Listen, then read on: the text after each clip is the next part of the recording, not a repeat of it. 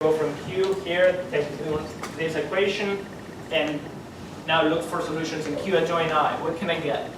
That's the kind of thing that gives you a thesis. So that's Mike's thesis is a problem of that sort. Okay, so there is a lot to be said still in torsion subgroups over number fields. Here's an example of an elliptic curve that has a point of the largest order. You don't have to go too far to find those. So here the torsion is of rank 12, it's of order 12, and the generator is 0 to 10. Okay? And the interesting part of elliptic curves over Q is that the torsion, the elliptic curves with some type of torsion, they are actually very neatly organized among all elliptic curves, meaning that they come in one parameter families of elliptic curves. Okay? So if you want, for instance, to know what are the elliptic curves with 5 torsion points, those are all neatly organized in one family. So elliptic curves with 5 torsion point,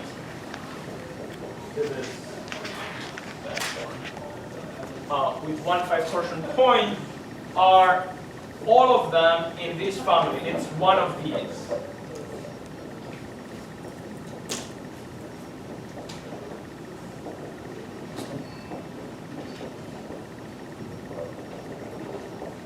Okay, so all of those have a 5 torsion point.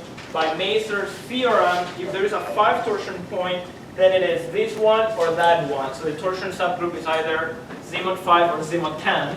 Mostly Z mod 5 in the whole family. The Z mod 10 is a little thin in there, but they're in there. Okay?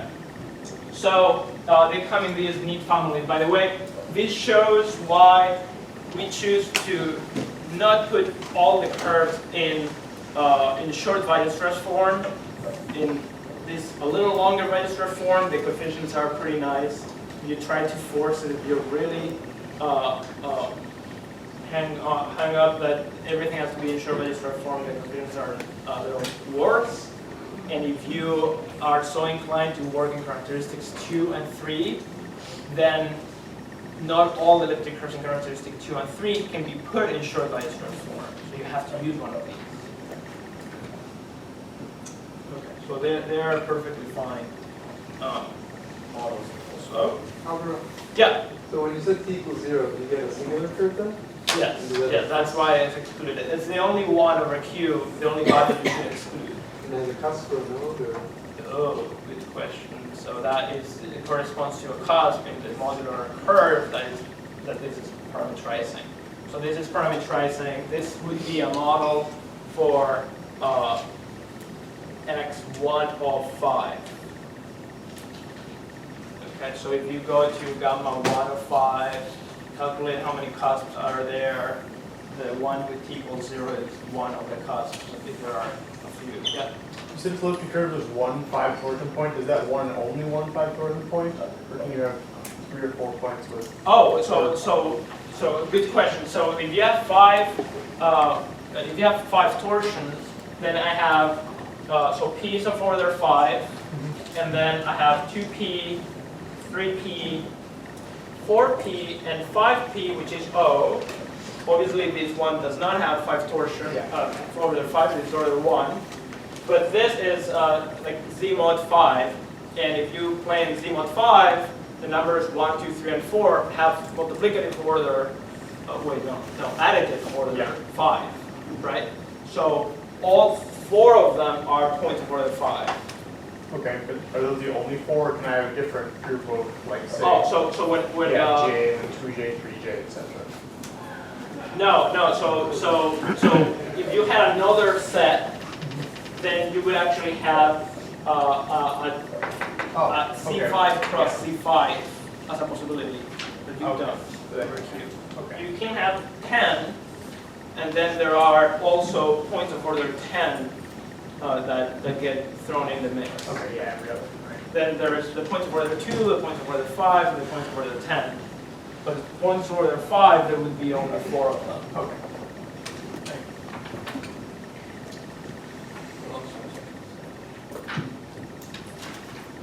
Yes, so how do we find the torsion subgroup?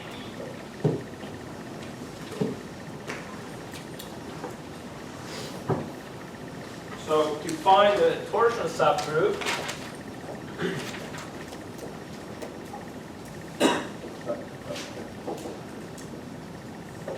I believe that's in the 30s. It was proved, and that's not Nagel / or Nagel hyphen Lutz. It's not one person, it's 2 people, and it's not collaboration. It was proved essentially simultaneously by 2 people that they didn't know about each other. Okay, so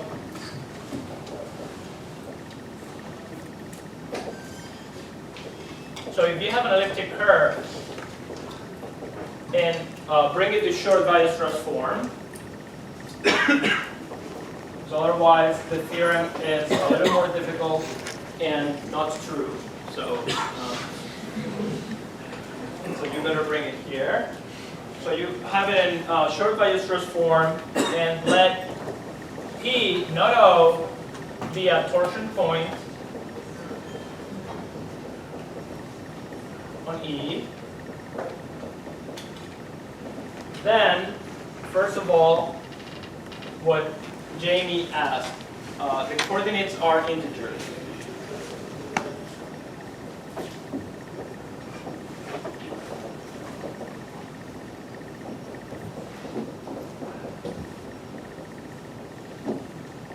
Both the x coordinate and the y coordinate are integers, and that is already a huge relief. That makes our life a lot easier to find them.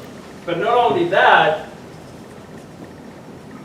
if the order is 2, then those are easy to find because the y coordinate is 0, and the x coordinate is a root of the polynomial in x.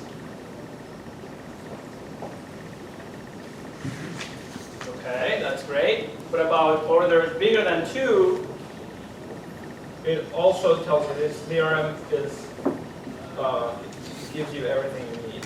If the order is bigger than 3, then these p's that came to us as a discriminant actually divides the square of the y coordinate. No, the other way around.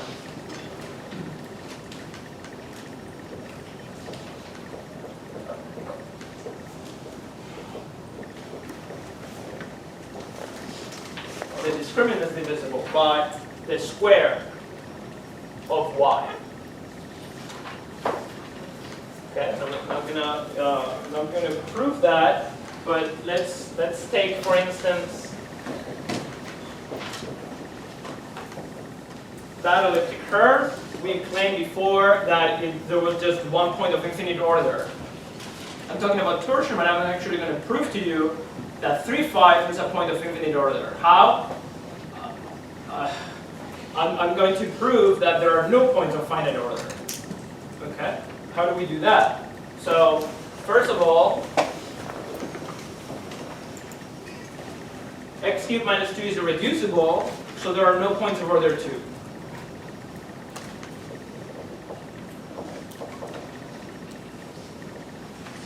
This part, I put it here, it's not really part of what's usually called the Nagel-Lutz theorem, but it might as well put it in for completion. Okay?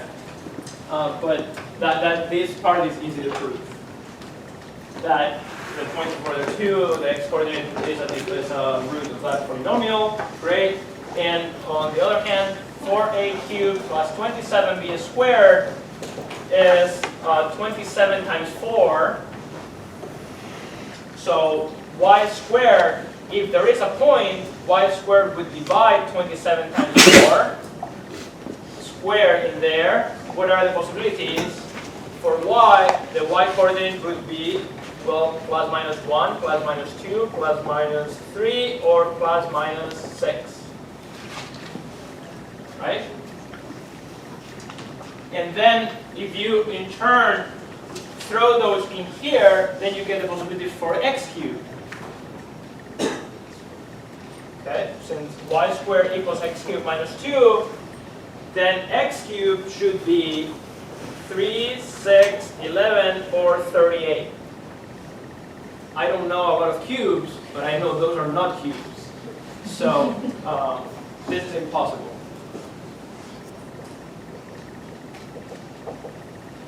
So no torsion.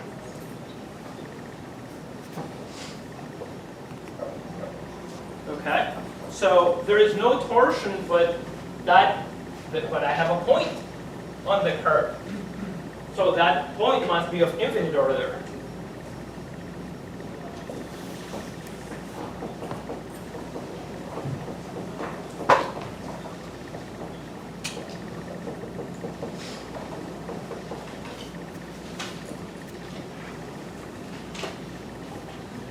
And that alone tells me that this elliptic curve has infinitely many points.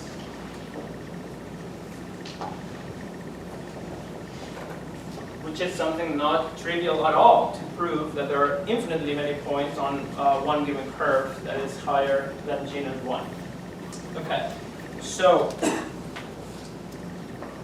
the other possibility to prove things of that sort is you can, well, when you have a cannon, you can use it if you have enough ammunition. So, but theorems are plenty of ammunition left to use as many times as you want. So what happens here? This theorem is telling you that any point over Q has at most order 12. So if you take an elliptic curve, give me a point, and start doing multiples of P, and by 12 you've not reached O, then that point is of infinite order. Okay? So you can always test, like it's a brute force method, but you can test it like that, whether any point is of infinite order or not using that. Okay? So there is another method to compute, to have a sense of point of finite order that I'm not going to talk about, but it's in the section on elliptic or finite fields in chapter 2. We will get back and I'll talk a little bit about points, elliptic or finite fields in the 4th lecture when we talk about trying to get to the Birch-Swinnerton direct conjecture. In the 1 or 2 minutes that remains, we're going to change now to start thinking of how do we compute the rank.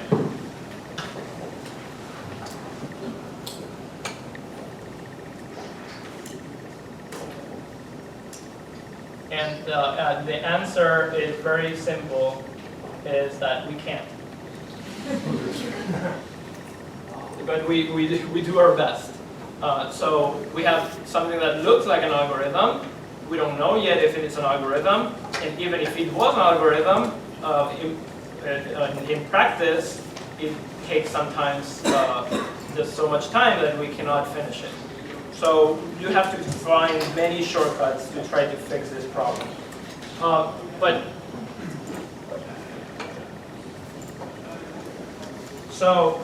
What is the first problem one has to figure out is what happens, how do I know if I have a few points, how do I know they are linearly independent? So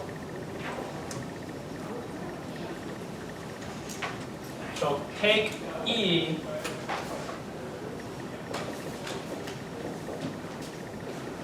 this very innocent looking curve, and put a computer to work. Okay, let's just find points. Can you see points? Can you see any points or so? 1, what? 0, 2, 0, 2. 0, 2. Yes, 0, 2 is there. Okay, there's a lot of points on this curve, so let me list a bunch. There's 1, 0, and 2, 0, and 0 minus 3, and minus 3 minus 1, and 8 minus 22, and minus 2 minus 4, and minus 1. 3 minus 4, and 3, and minus 1 minus 4, and 1 minus 1, and 0, 2, and 2 minus 1, and minus 2, 3, and minus 1, 3. And those are just integral points. If you start looking with denominators, you find a whole bunch more. 1/4, 13/8, and so on. Okay? This is a little bit overwhelming. Is there rank 1, 2, 3, 4, 5, 6, 7, 8, 9, 10, 11, 12, 13, 14? Is it an elliptic curve of rank 14 with just a 7 and a 6 as coefficients? No way.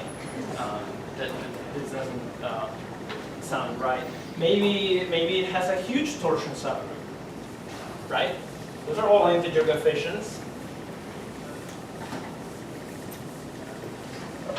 Does this say, this an if and only if? No, this just says, this is a smoking gun, okay? This doesn't mean there's a gun.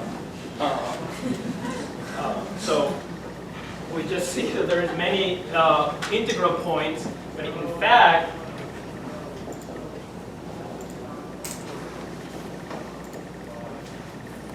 there is no torsion. Is this an elliptic curve of rank 14? No. It turns out that the rank is just 3.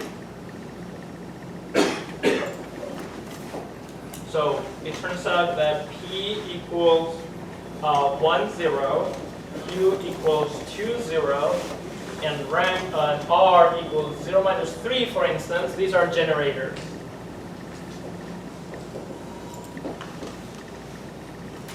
Okay, so that leaves a question, what on earth is minus 3 minus 1? Who is that guy? There must be some addition that adds up to that. Which one is it?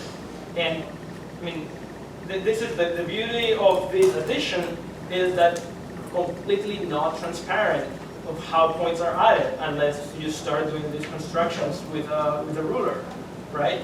So we will see next time how to tell what is happening in here. How do I tell it will be that this guy is P plus Q? How do I find that? And not just by trial and error, how do we find that? And how do I know that these points are independent to begin with? What if this point is 17 times P minus 25 times Q? I don't know. Maybe it is. I don't know. So unfortunately, I'm running out of time today. Tomorrow we'll do that and try to compute ranks using the method of descent. By the way, so what we'll do here is heights. There is a concept of canonical height that will tell us exactly what is happening, because if this was 17 times P minus 25 times Q, 17 times P minus 25 times Q has large coefficients. There is no way about it. Okay. The height, so the number of digits in a coefficient in the x coordinate in particular, blows up at some point, and pretty soon. And we'll see how and sort of like quantify it, and that will give us a sense, and exactly a sense of what points are independent and what points are dependent. Okay. All right. See you tomorrow.